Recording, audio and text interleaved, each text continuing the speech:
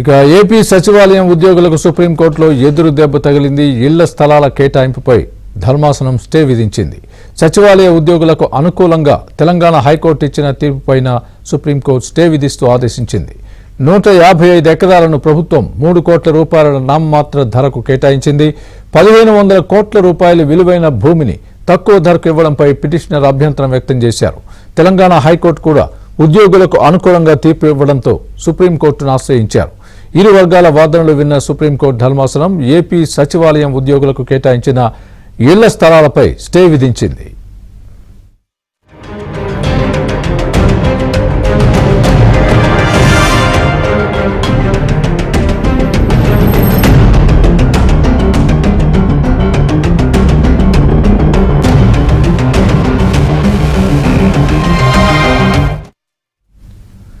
AP సచివాలయ ఉద్యోగుల mutually aided cooperative housing సొసైటీకి అప్పటి ప్రభుత్వం భూమి కేటాయించింది.